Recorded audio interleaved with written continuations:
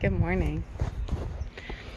It's been a little bit since I've given an ADHD update. There's been so much happening in my life that I can't really share or talk about right now because it doesn't just affect me, it affects other people. And I have a hard time not sharing those things. So let's just go straight into ADHD. My father passed away at the age of 51, and at the age of 45 he was diagnosed with frontotemporal dementia. They had a lot of ideas of what it might be, and he actually passed away without a specific diagnosis because they hadn't given this type of dementia a name yet. They hadn't finished researching. I guess it's kind of a new thing. My father also struggled pretty severely with inattention. Now, it's not necessarily that he could not pay attention to things. It's just that he struggled choosing what to pay attention to. And if there was a distraction like a television set in his view, that's what he was viewing.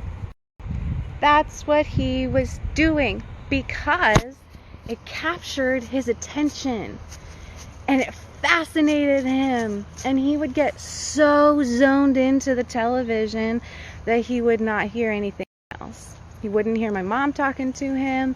He wouldn't hear my grandfather making fun of him. He would get so excited he'd yell at the TV. Like maybe some of y'all can identify with.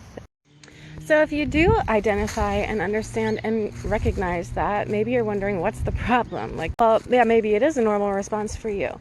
In my family, it was not an acceptable response. And so we just didn't have TV growing up.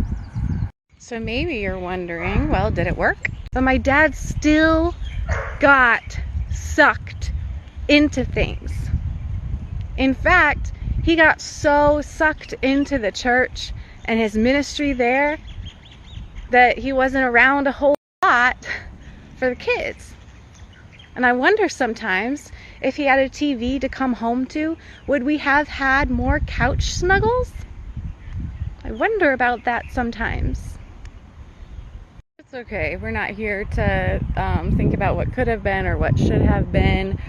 I'm here to think about what I'm going to do for myself in my future, recognizing today that ADHD is a neurological problem. It is not a behavioral problem. And what's so fascinating is that the NIH actually has articles and studies connecting ADHD to dementia, frontotemporal dementia. How effing fascinating. Here's the thing, we know that there are ways that we can keep our brain sharp and stave off dementia. And one of the things that I think my dad really struggled with was releasing himself from the guilt that he could never live up to the expectations that other people had for him. I think that really bothered him, and I think he took a lot of time to himself in quiet spaces, feeling bad about himself. And I think that actually neurologically started shutting down his brain. And I truly feel that we have a big part in this.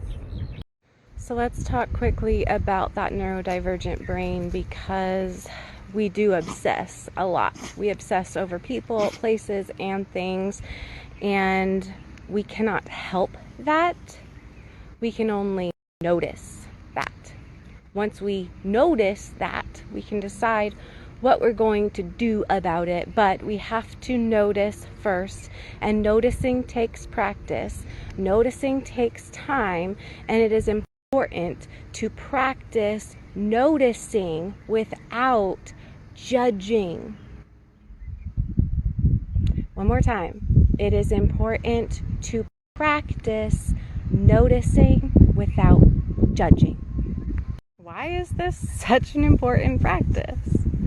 Well, I'm so glad you asked. The answer is super simple. It is such an important practice because we are judged by others every moment of every day that we exist in normative society. We think differently, we act differently, we're too loud, we don't pay attention enough, we have our head in the cloud 9 times out of 10, or we're so hyper-focused that we don't give a shit about anything else around us, okay? People judge us and we feel it. A lot of times having ADHD means you are hyper empathetic. You feel your surroundings more than you process your surroundings. So maybe you're acting out in ways you...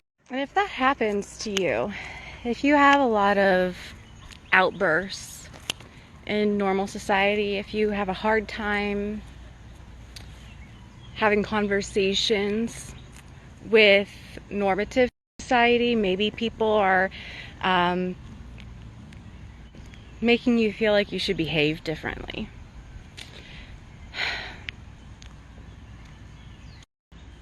I see you. I know what that's like. I sure do. But please also know that it's more important for you to see you. And it's more important for you to take time to sit down and say, other people may feel this way about me, but I am proud of myself because yesterday I accomplished A, B, C, D, E, F, U. And it doesn't have to be like directed at anybody particularly when you say the FU part, but man, does that help, because guess what? You're accepting FUs from society every day. And where are you putting them? Get it out. Don't hold it in. Get it out.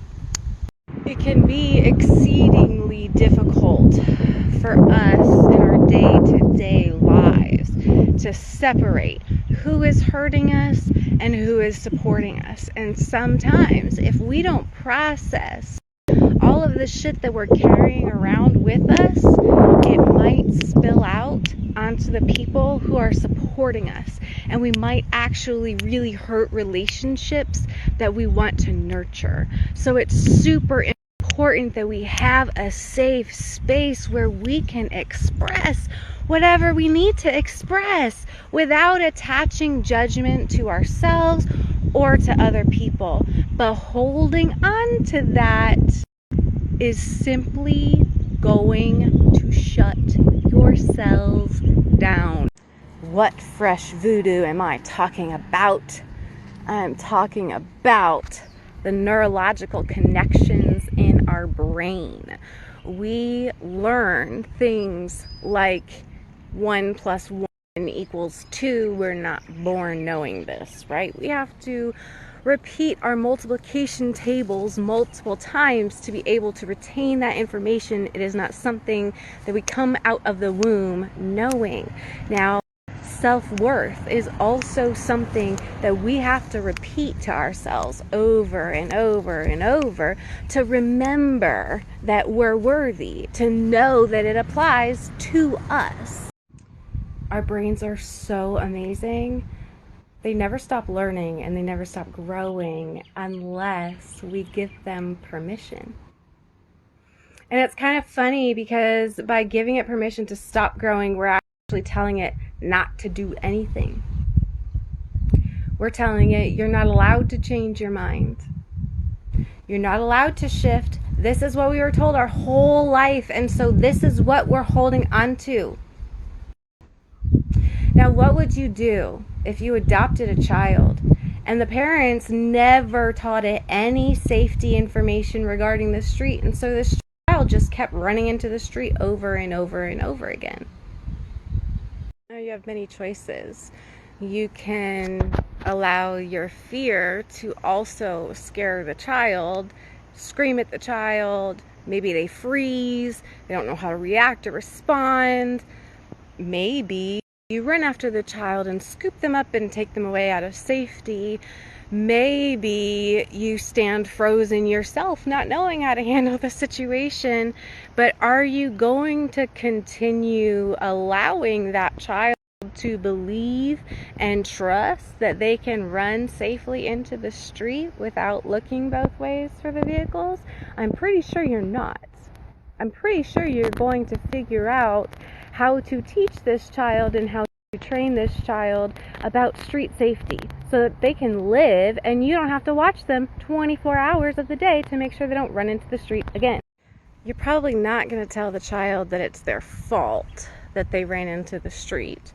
You probably are going to do your best to make sure that they no longer feel scared once the situation is under control. And why? We do that because we want to nurture them, we want to love them, and we want to make sure that they're safe. Did you know that the best time to learn something is when you feel safe and secure? So I'm saying these things so we can do these things for ourselves. For about 21 years, I've been low-key terrified that I too was going to. Today, I'm so grateful for these researchers. I'm grateful, first of all, that my dad dedicated his body to research. I'm grateful that the research has not stopped. And I'm grateful that today I recognize that the more I treat myself with love and compassion and kindness, the more my brain is going to respond to me, my heart. That's all I can ask for. Responding to normative life and normative expectations from a wellspring of love, it's the best. And accepting that I'm just never gonna fit into whatever little box society wants to put me in, and accepting that, not judging my. In fact, maybe that's even my gift. The fact that my brain does move so quickly and it finds so many connections so many other people don't see. What a blessing that is. So here I am at 32, about 13 years away from my dad's diagnosis, thinking, how can I keep my mind and my heart open? The moment I choose to accept society's version of me is the moment I lose myself. I lose my connection to and once that emotional connection is gone and the physical connection between my head and my heart is not working properly because I'm missing oxygenated blood, it kind of just makes sense that my brain and my body would start to shut down because the communication is being impeded. So for the last time, if you are neurodivergent yourself, if you are a neurodivergent parent, take that time. Give your children that time.